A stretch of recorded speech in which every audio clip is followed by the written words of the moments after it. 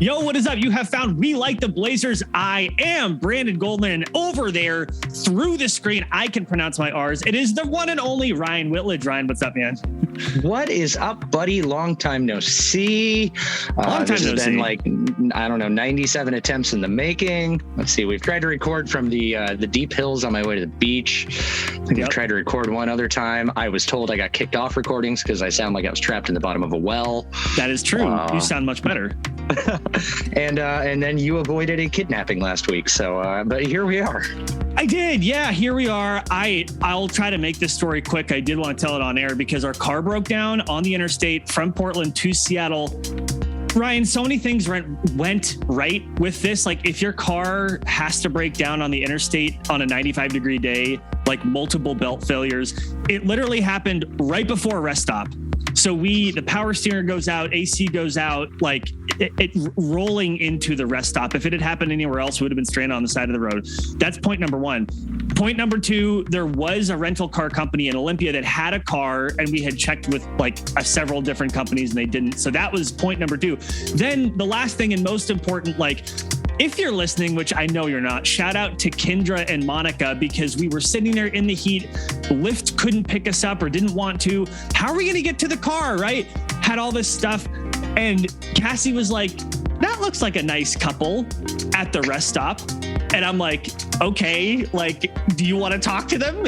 And Cassie's like, no. And I'm like, I don't. We're both whatever. And Cassie goes and talks to them. And they literally give me a ride to Olympia, 18 miles away, to the rental car place. They give Cassie blueberries. They're the nicest people on earth. Kind. And that's how you ended up in the bottom of a bathtub with no kidneys. No, they were so nice. And I mean, it was funny too, because they did before I got in the car, because the rental car's in my name. So I had to go.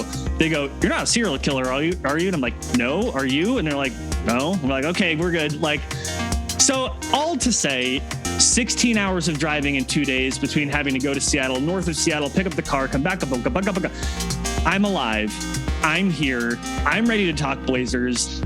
What's new with you? Isn't it funny how times have changed since we were kids? We grew up and it was don't get in cars with people you don't know. And then when the internet came about, never meet strangers from the internet, and never invite random people from the internet over to your house. Now, all three of those things are regular aspects of daily lives.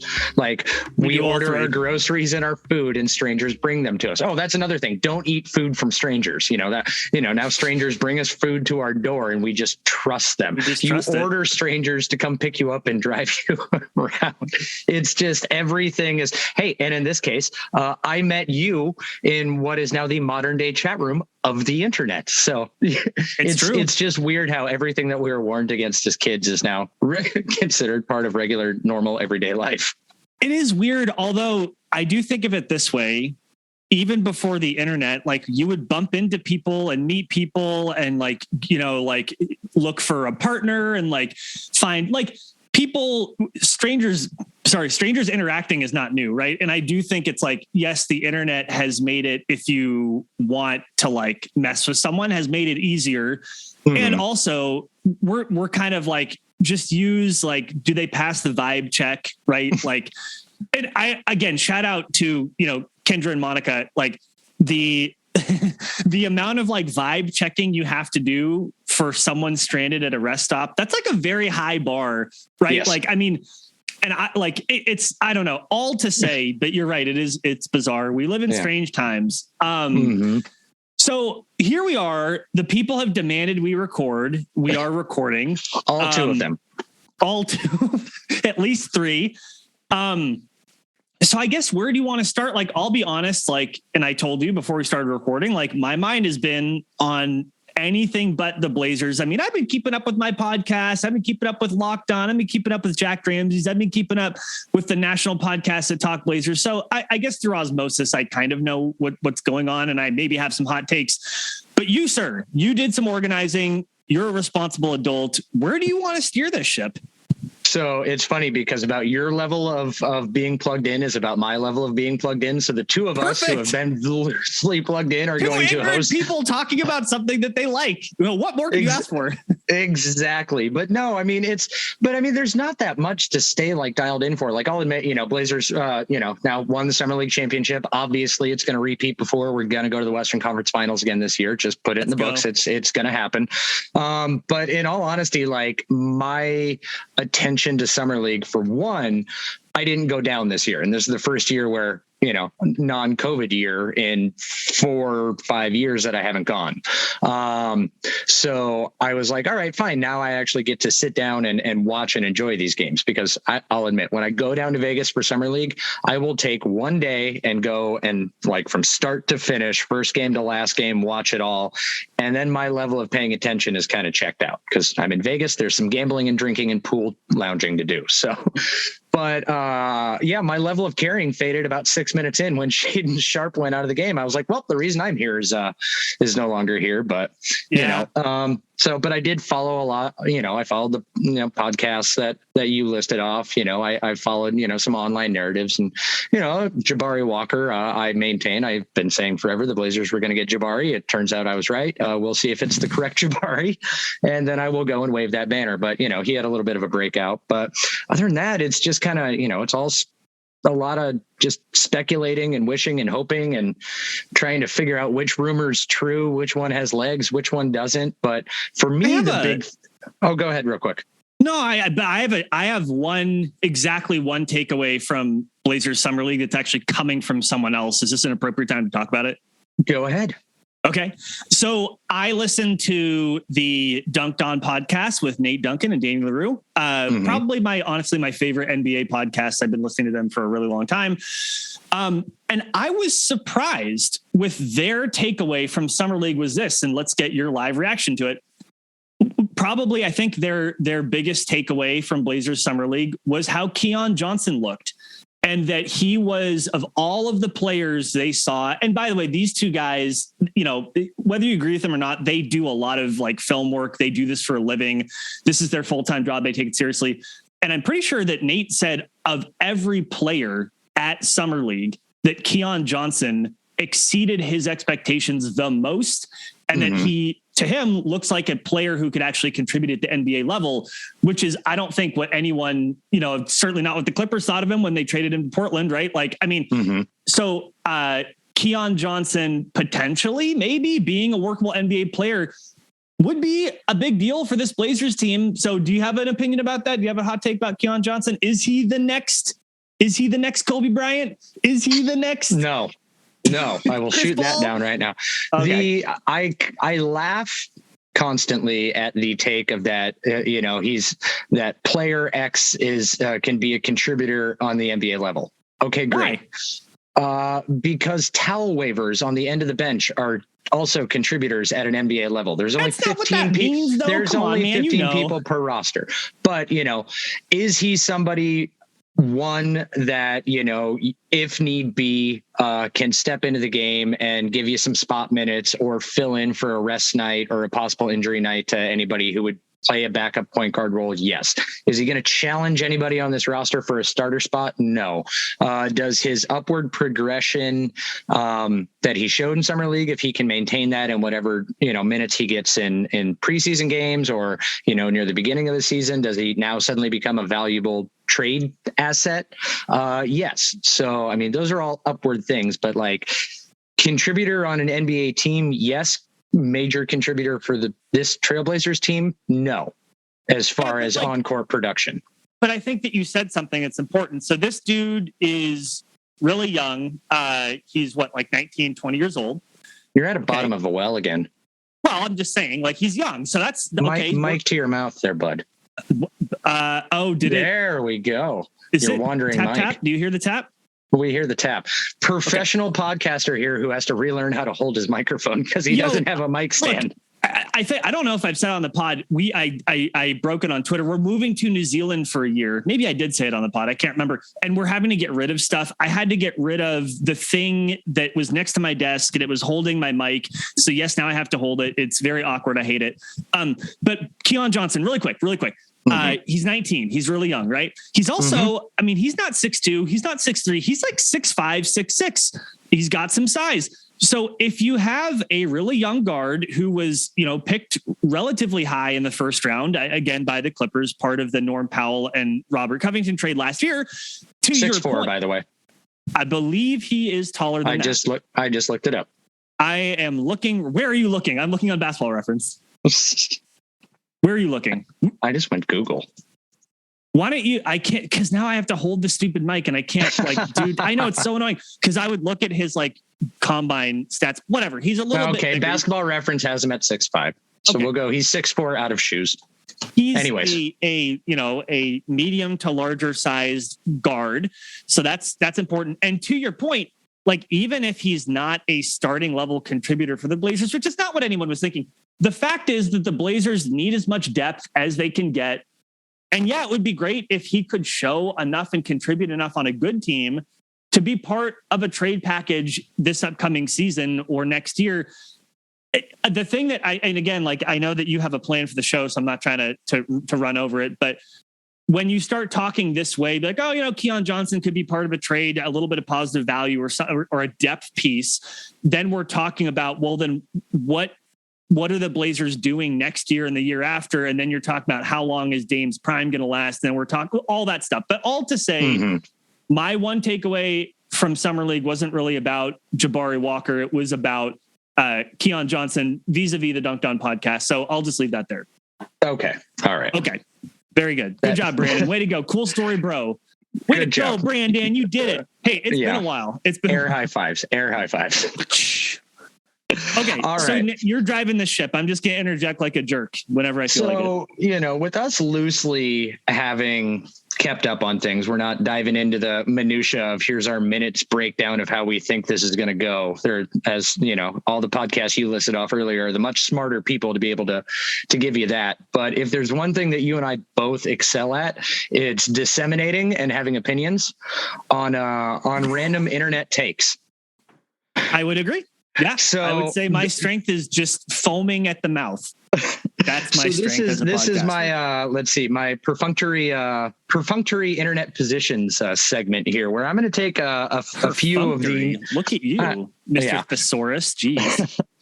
Where I'm going to take five takes that I've seen over the while, and I want to find out if you agree with the take, if you buy it, or if you disagree with the take and you sell it, and your reason why. And then I obviously have my rebuttals for each of these, but just this quick little thing. And I think this encompasses most of the important things that people are concerned about or talking about in regards to the Blazers and this upcoming season. Hold on. This sounds like a new segment. Do you have a name for this segment? Is this Ryan's I did. Hot Five? I texted it to you, but what is it? I do not have my phone on me at the moment, so you gotta look it up. What did I text to you? You texted me. Blah blah blah blah. I'm pulling together. Should be in quotes. Presumption Junction. There we go. Presumption Junction. We'll Presumption Junction. What's your function? He's taking hot takes and then asking Brandon. Yeah, I don't know. We'll work on it. It was either that or narrative nastiness, but I like Presumption Junction better. Presumption Junction or Ryan's Hot Five, however you want to dip into this. I like it. That sounds like every radio show ever. The Hot Five at 5, or the 5 that's what I was thinking. It was like Ryan's Hot Five, and then you have all the sound effects. Like, pew!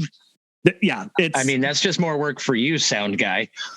Not if you take the time to make the, I don't know, what do you call them in the radio business? Like audio, I don't know what you call them, but those little hits. Once you've made it, you can just hit play and use it again. It's actually not that much work. But okay, Presumption Junction. What is your function?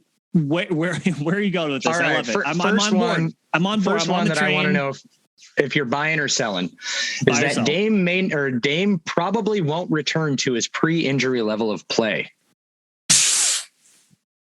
Oh my God. So I have just the choice either to buy or sell. I don't have any. Yes. Agree or disagree and reason why.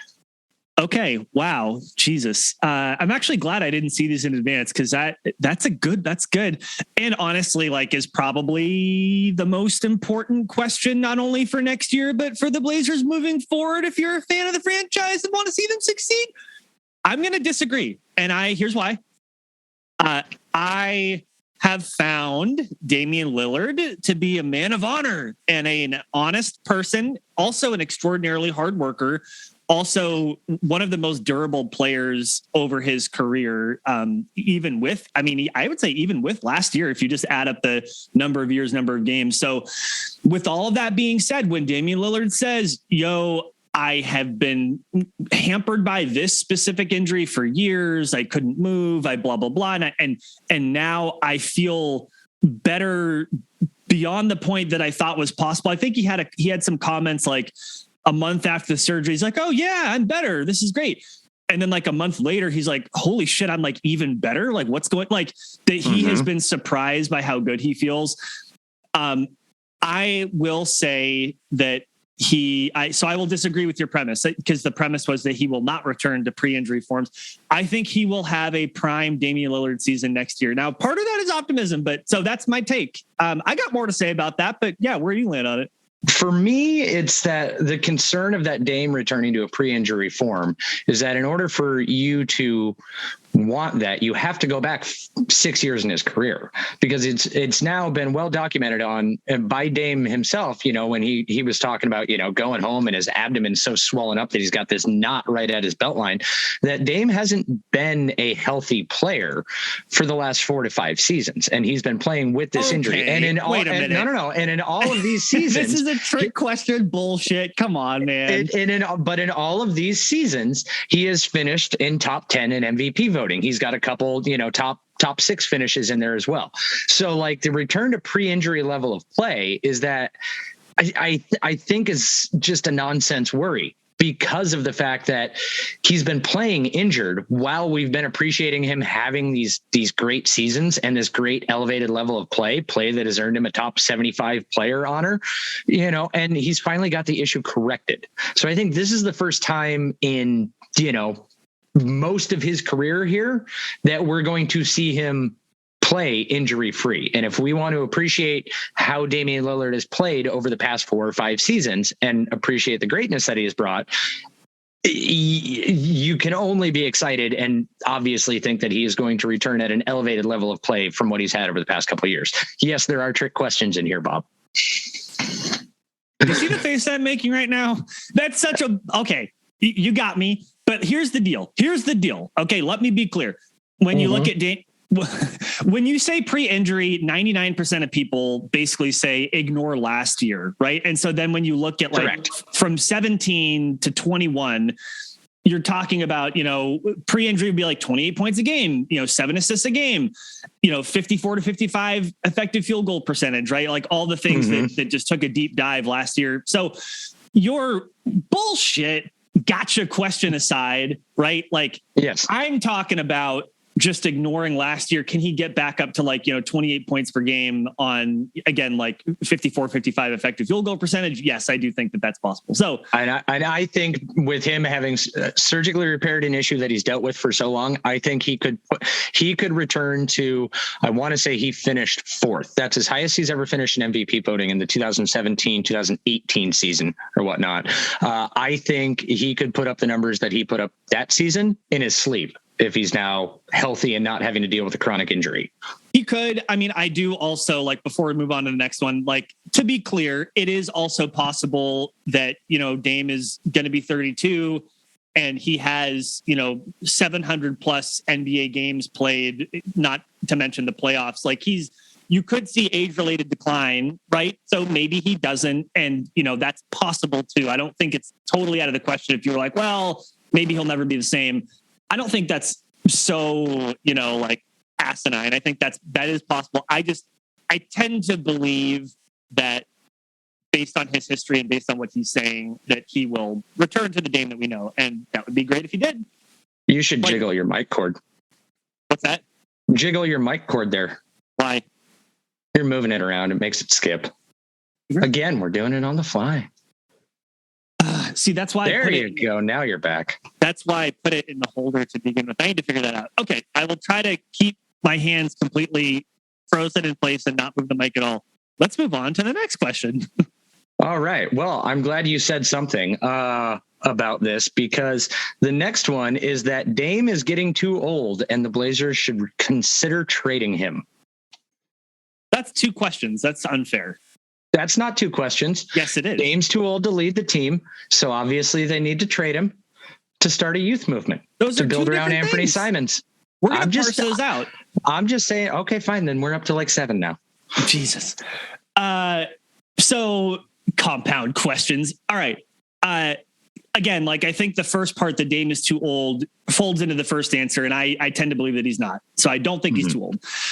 The second part, I have a different answer for, because I'm one of those people who is a soft-hearted, nostalgic person, and I would like to see Damian Lillard retire in Portland. I think that matters more to the franchise than a plus 10% chance of maybe making the Western Conference Finals, and then maybe making the finals, and then maybe winning a championship. Look, if you ran the simulation 1,000 times for next season, how many of them end in the Portland Trailblazers hanging the banner?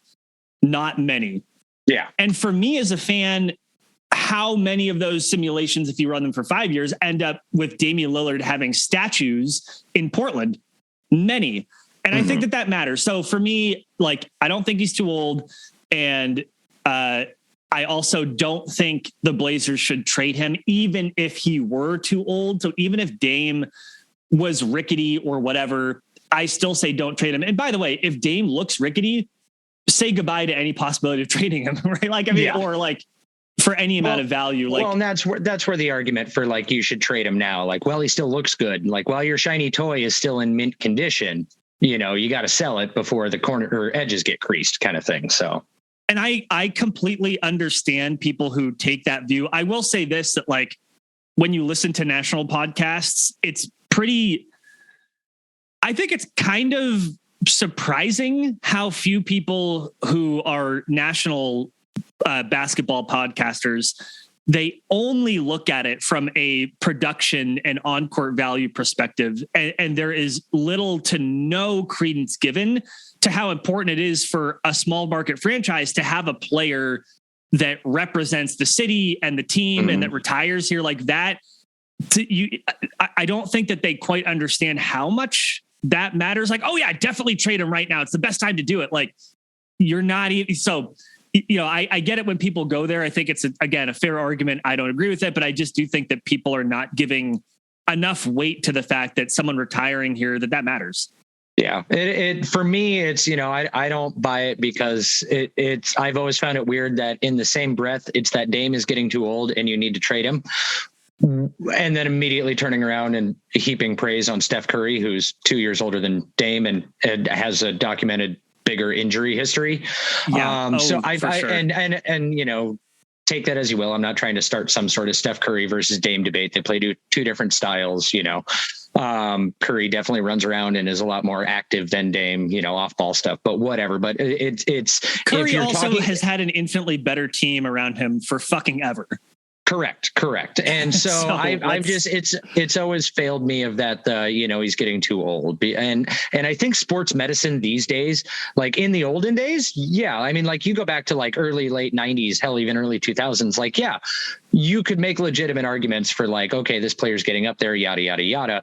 But, you know, you have today where like LeBron James has $1 million, you know, hyperbaric chamber in his freaking home and all this kind of stuff. Athletes are taking care of their bodies on their own with their, you know, own money a hell of a lot more to prolong their careers than they used to. So, and yeah, I think that goes a long way towards player longevity. The other thing for me about like the trade it for a youth movement, I think this kind of comes from the, you know, everybody demanding like immediate or gratification in today's day and age of that. Like, if you don't do something in like 2 to 3 years, it's considered a failure and you need to immediately pivot.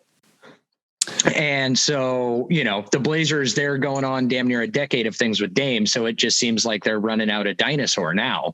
Like, why haven't they gone the Oklahoma City route? Why haven't they gotten a bevy of picks? Why aren't they trying to turn this around right now, as opposed to trying to do what they can, you know, under the old regime, questionably, well, TBD on Cronin, to build the best team that they can around Dame. So, That's my take. One other thing that comes into play is hold on, really quick. No. I've tried to interject and you've shut me down twice now. I got one last thing. And does then everyone see this? Do you see the way that he treats me? I'm just kidding. Don't worry, I treat my wife the same. I don't let her get a word in edgewise.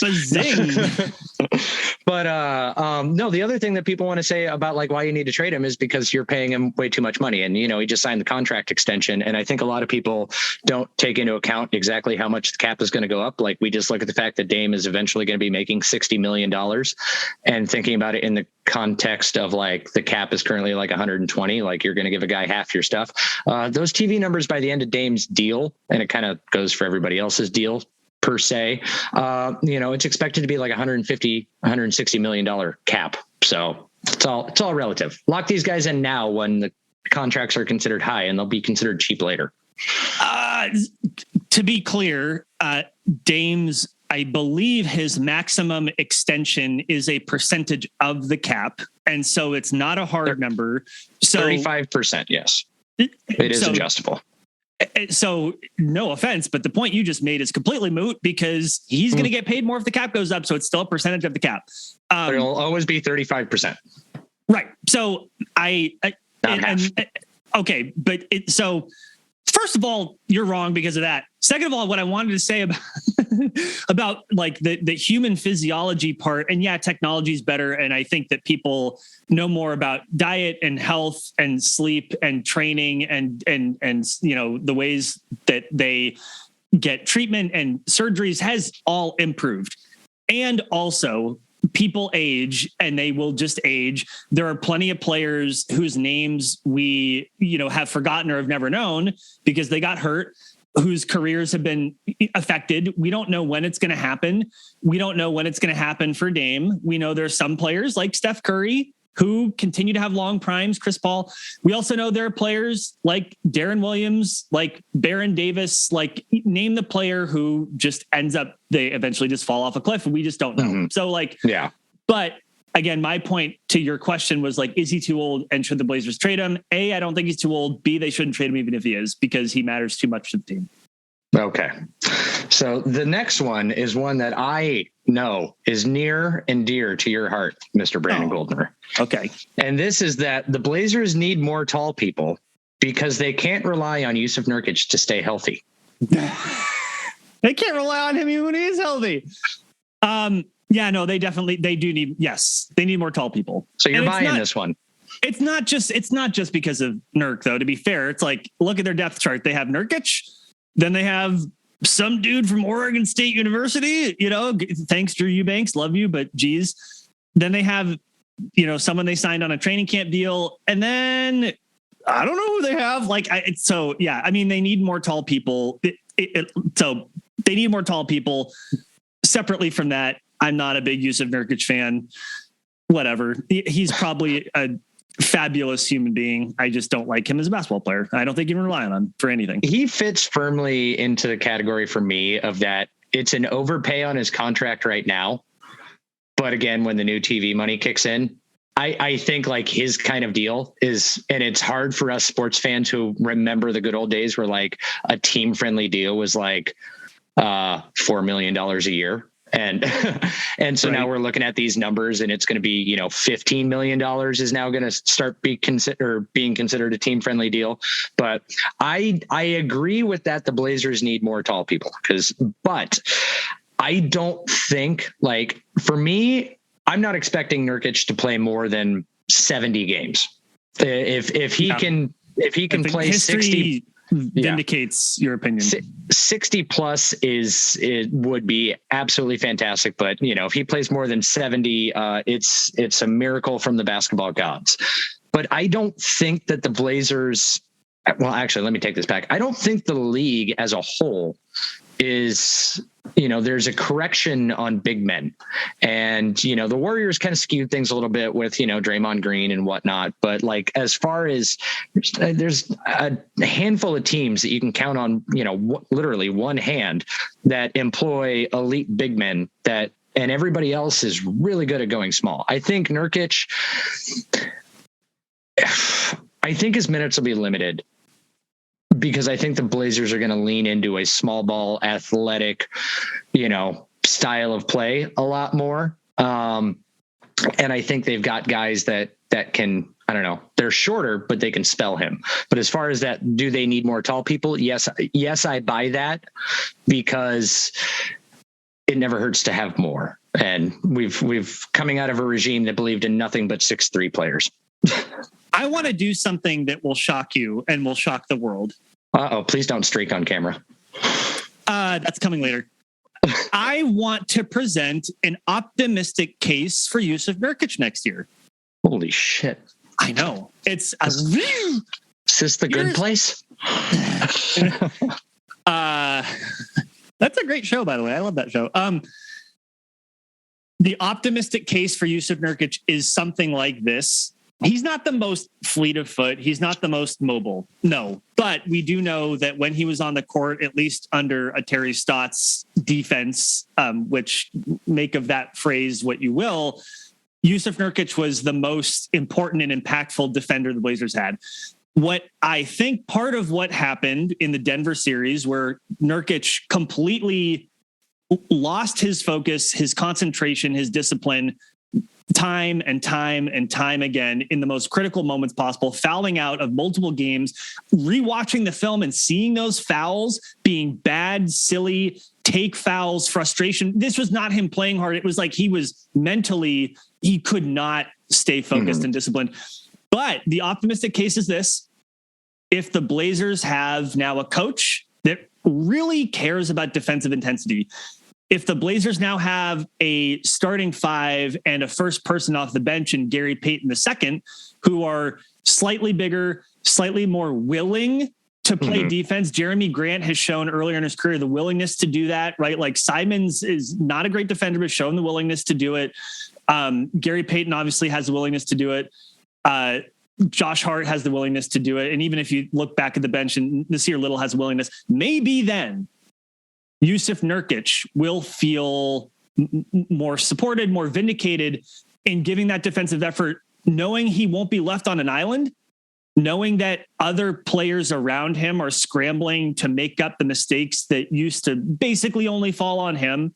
And in that, you get finally this version of Jusuf Nurkic, which is not like a world-beating player, but is disciplined, focused, stays within the system, and stays relatively consistent, because that's what the Blazers need from him. So I know that this question was not, it wasn't supposed to validate or invalidate Jusuf Nurkic, but that's where my mind went. So all to say, though, back to your question, they do need more tall people.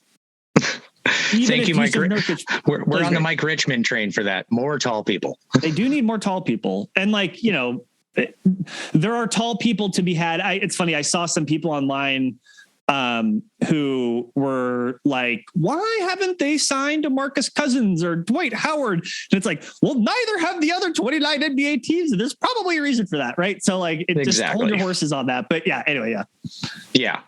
And the better, you touched on it too. Nurk is, he's no longer the most important person on the Blazers defense.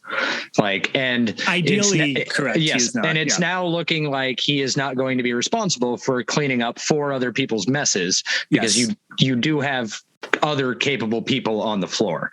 But here's really quick, and I guess I do love defending Terry Stotts. Terry Stotts' defense. In Terry Stotts' defense, that worked pretty well. For players, whether you want to say he didn't motivate them or didn't ask them to work, okay, whatever, or they just didn't have the horses to run. If Nurkic had accepted that role, and he kind of did most of the time, but I'm just thinking that Denver series is so hard to get out of my head. If he had just accepted that's what was happening and all right, I gotta be smart. I gotta lock in. I gotta stay on the court. Blazers would have won the series.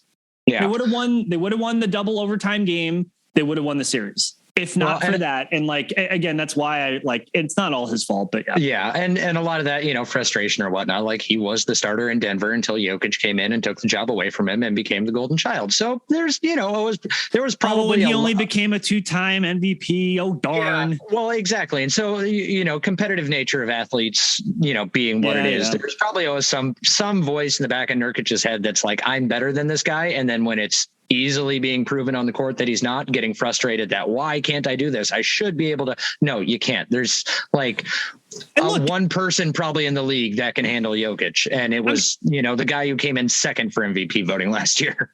And look, what is like, if you look at NBA players, what is something that literally all successful NBA players have? All of them. Money. Actually, no, most of them. It's confidence. Yeah. And that unshakable confidence in yourself. That is of every good NBA player. Like it's this extremely high level of discipline that people like me can't understand. And it's hard. And like, I don't blame, if I were talking to UC right now, little UC Nurky, I would just say to him, as much as I criticize you, little UC Nurky, for your inconsistency, if you put my brain in your body, I would do worse. I don't have the discipline. I don't have the confidence. Like it's a very difficult job, but that is the tie that binds all NBA players, and that's his job. And you have to figure out a way to like, I got to leave my ego out of this and just be consistent and be disciplined. You have to. So anyway. Yeah. Okay. So to let you know, as we've gone on and some talking points have come up, I've added 2 more to this. So this little UC Nurky. God, no. And I would just, if he ever fucking listens to this, I would like you to know that Brandon Goldner uttered those words, and those did not come out of Ryan Whitledge's mouth. I don't know where that came from. Nor do I, and I will never. It's fine. It'll just stay. You saying that is like me saying tickle trunk to you. No. That's worse. Come on, man. Okay. What's your next one? All right. Ant and Dame is the exact same as CJ and Dame. No, period. It's not the same. There's a lot more agreement in this between me and you than I thought there'd be, but. So I've talked a lot, and I think you deserve to talk. So really quickly, the biggest reason why it's not the same, and I think, again, I feel like I'm stealing other people's good ideas. I think this was from Mike Richmond on the Locked On pod. And I think it's when he had Danny Meringue on, and it was pretty simple. It's a willingness to play a way that complements Dame more than CJ had that willingness. Yeah. So, and that's why it's not the same. There are other reasons, but that's kind of the big one for me. Yeah. And I agree with that. I'm just not entirely sure if willingness is the right word, but I think by the time that Dame and ability? Well, I don't know, because by the time Dame and CJ came into being who they were as a backcourt duo, they were both pretty established with their styles of play. And, we're older than what, CJ was older than what Ant was, I think Ant is turning the age that CJ was when he got drafted. So his style of play, that's another big reason why it's different. Who he's going to be as a player, what you're going to get out of him is kind of pretty well molded. And so CJ played like CJ, and him and Dame were great together, but CJ was who he was as a player, and he wasn't necessarily you weren't going to get him to change or adapt a style or whatnot. Ant came up and he has seen Dame play, and he has learned from the sidelines how he can be effective with this star player. And now him stepping into this role, it's like I said, it is willingness, but I don't know. There's got to be another word for it. I just, because it's easier for him to mold his game at his age than it would have been to get CJ to mold his game. So that's kind of where I fall on that. And, you make what you will, sure, defensive metrics, numbers, blah, blah, blah. I've argued back and forth. You can find certain sites, Raptor scores, LeBron scores, whatever, that say that he was better or worse than CJ, that he's better or worse than Dame. But definitely he's got a little more length, a lot more athleticism, and in this case, willingness to kind of fill the void. He just got paid. He's heard the criticisms of Dame and CJ as a pairing. He probably at this point in his career doesn't want to be considered just another, CJ and kind of make his own name per se. So there's some motivation there to adapt and play a certain way. So yeah, I think that's a good part of it. And I always look at it is if he turns out the same way as CJ, great. Now you've just gotten CJ for how many millions of dollars a year less? If your worst case, right. If your worst case scenario is you got a younger, cheaper CJ, great. That's a great baseline to start from. Yeah, I also tend to believe that Anthony Simons is going to be a better player than CJ. I think there is an ability gap there. I think there's more of a willingness and an ability to be a creator on offense in a way that CJ couldn't or wasn't. I think that Ant's probably a better 3-point shooter when all is said and done. I mean, some of this is trying to compare a really large sample to a smaller sample, and that can be tricky. But yeah, so I do think it's fit or willingness, age, I think ability. And then I think what you were talking about too, like that where he is in his career and his, like your formative years as a basketball player, what are you molded towards? That may have an impact on how you turn out later in your career. And I think that's a good thought. So I do not think it's the same. And I think that there, by the way, like not to get too optimistic, I don't think it's so unreasonable to imagine a future where Anthony Simons is an all-star in the West. I don't think that's unheard of. I don't think it'll happen this year, but he could be 2 years away. I mean, look at how many of the all-star guards are getting shipped around. Donovan Mitchell's an all-star. He goes to the frickin' East in some sort of trade, whatever happens. Other players that are constant all-stars that we're used to seeing, age out, retire, get shipped away. Yeah, it's foreseeable. He has the ability to become one, but we're not demanding it. If you, again, like it's so much more fun to think optimistically than pessimistically. If you imagine that Anthony Simons, the gains he showed last year, let's say that he maintains those or even 2% better when Dame is off the floor, right? So he's like the primary ball handler and Dame's not on the floor. And then when Dame is on the floor, he is such a threat that he provides a little bit of kind of breathing room for Dame, which is something CJ did for sure. But that Anthony Simons is an even better 3-point shooter and can make harder shots. And that, like, I mean, yeah, like, and then imagine the Blazers, let's say things go really well and they're winning like 48, 49, 50 games. And Anthony Simons is just excelling in this role. And he, so I don't think it's totally out of the question. So yeah, there we go. Yeah, I don't think it's the same. Not the same. Well, and like the easiest thing to point to for me is, Dame and Nurk are one of the best pick and roll, pick and pop, duos in the league. If CJ and Nurk ever got into a pick and roll situation, did you ever expect CJ to pass out of it, or was he pulling up at the mid range?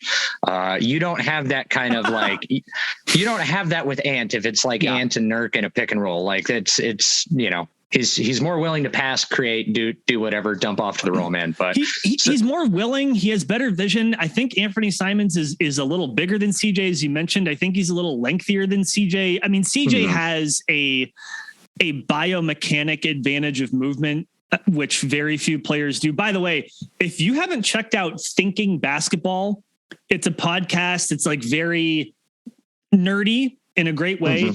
They had an episode a week ago about the specific biomechanic dimensions of athleticism. And they talked about how CJ McCollum has an ability to change directions and to decelerate that is the best in the NBA, which is true. And that's something CJ has that Ant just doesn't have. But all to say, yeah, Ant and Dame, not the same as CJ and Dame. Finally. Okay. Next one, second to last. The Blazers are only a borderline play-in team compared to the rest of the West.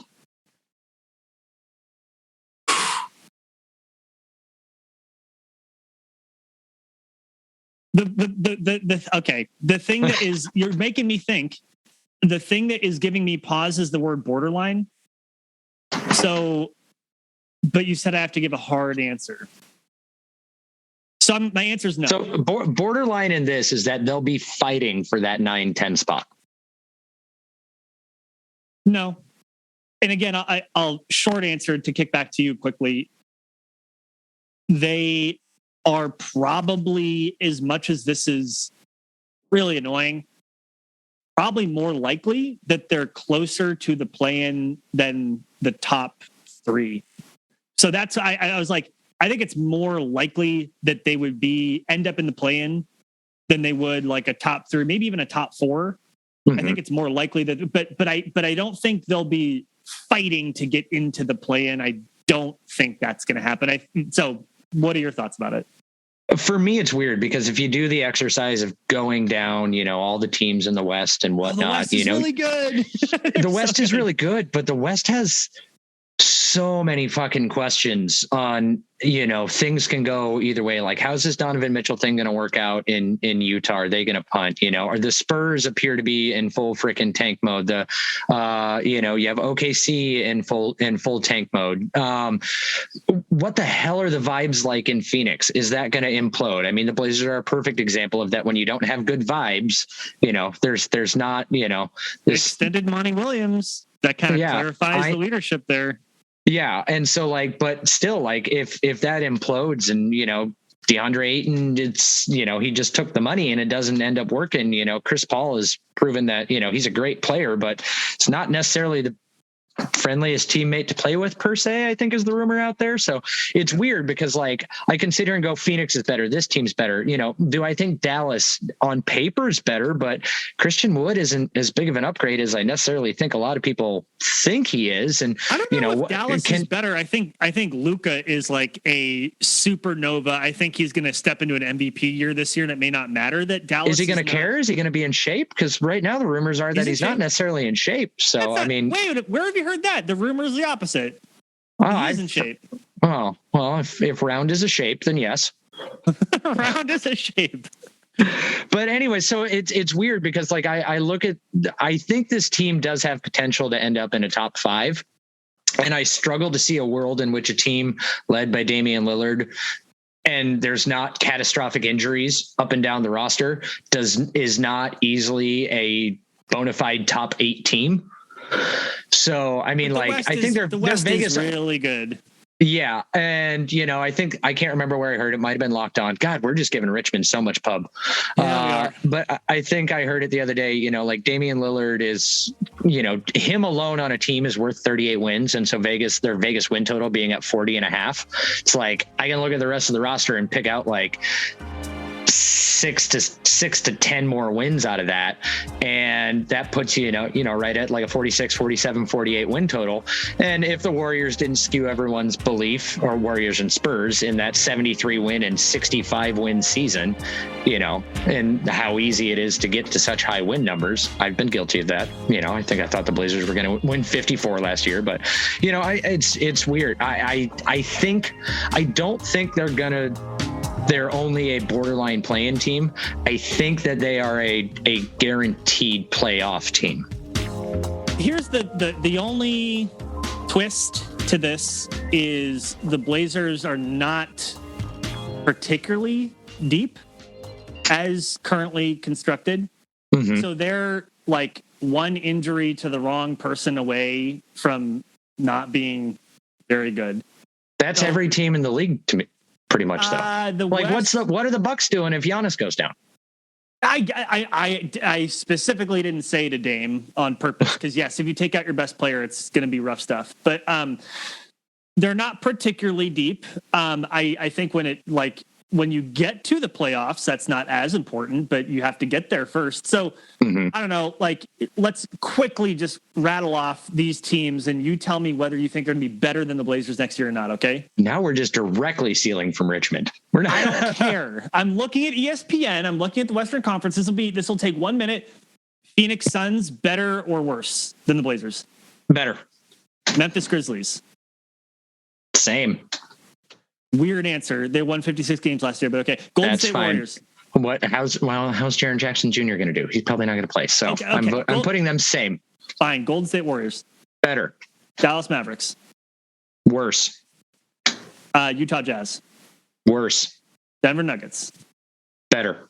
Minnesota Timberwolves. Contrary to popular belief, they got to prove it. So until they do, worse. They won 46 games last year. Don't care. As somebody Anthony who was, Edwards is going to be a year better. I lived in Minnesota for very many years of my life. You're as much crazy. Here's how much I know of Minnesota sports. I would put as much faith in any franchise in Minnesota as me living here would put in the Mariners to win the World Series. So Anthony Edwards. I don't really believe in Cat. Go Bears. Great. I believe in Anthony Edwards. So whatever. Okay, great. They're dueling centers thing, TBD on that. But for me, I'm saying worse. So we got 3 teams better right now. New Orleans Pelicans. Worse. They're actually no. They're going to have CJ for the whole season. Whatever. Fine. Same. I'm putting them as same. They're in that same Memphis category. God, what Kool-Aid are you? Los Angeles Clippers. Better. San Antonio Spurs. Are in the toilet, so worse. And now we're kind of whatever. Los Angeles Lakers. Is Russell Westbrook still on this roster? Okay, fine. Worse. Sacramento Kings. Worse. Oklahoma City Thunder. Worse. Houston Rockets. Worse. I think you had a couple. We're done. I think we. Great. I got the Blazers at 5th. What did I say? Okay.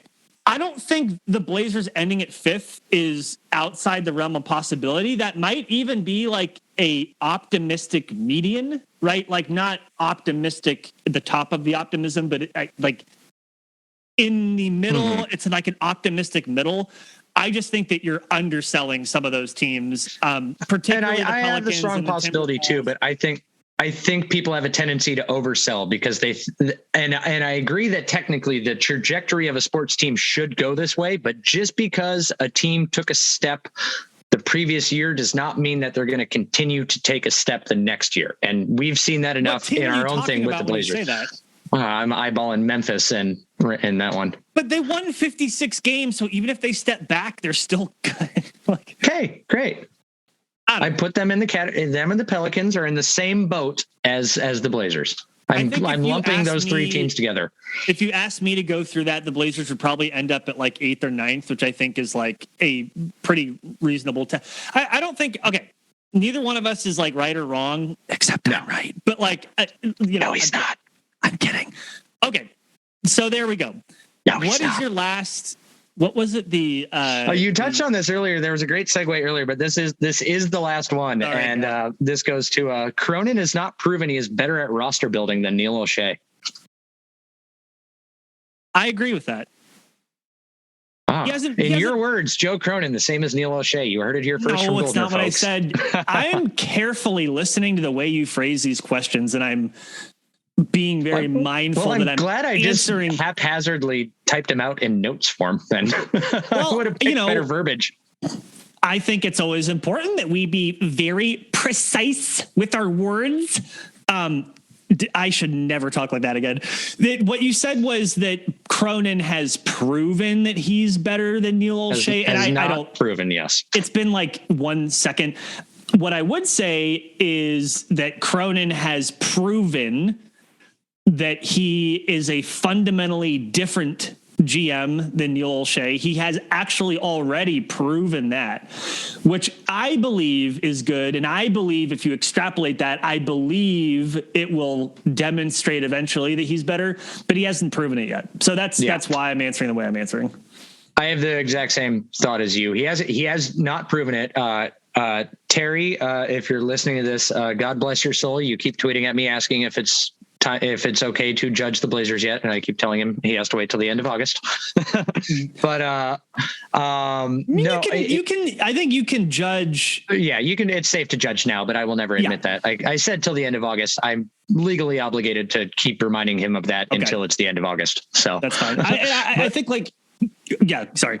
Yeah. So no, he hasn't proven he's better at roster building, but to me, he's proven that, like you said, he goes about it differently. I've always maintained you never heard about a lot of things that the Blazers were trying to do or whatnot, or moves that they were attempting to make or players that they were interested in under Olshey.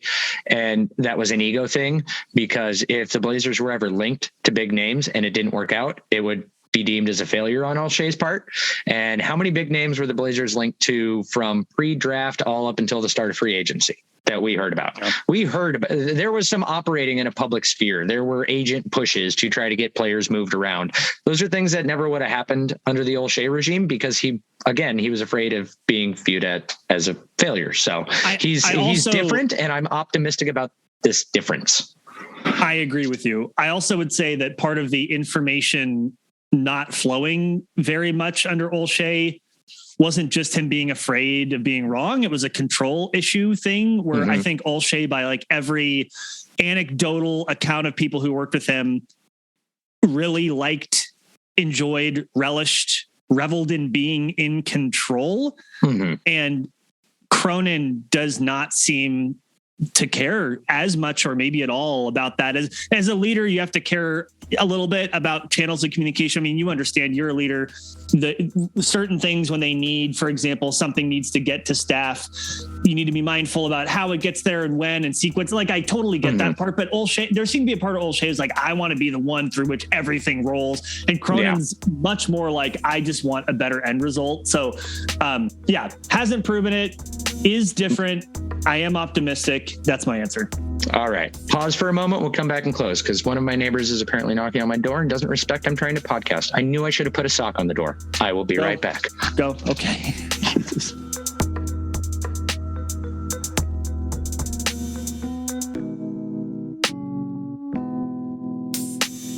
And I'm back. People were at my door to give me money. That's great. Wish someone come to my door and give me money. That'd be great. Yeah, no, it's fantastic. People just keep showing up at my house and they're like, this for offer up. And I'm like, okay, I think this again, strangers on the internet coming to your house. Exactly.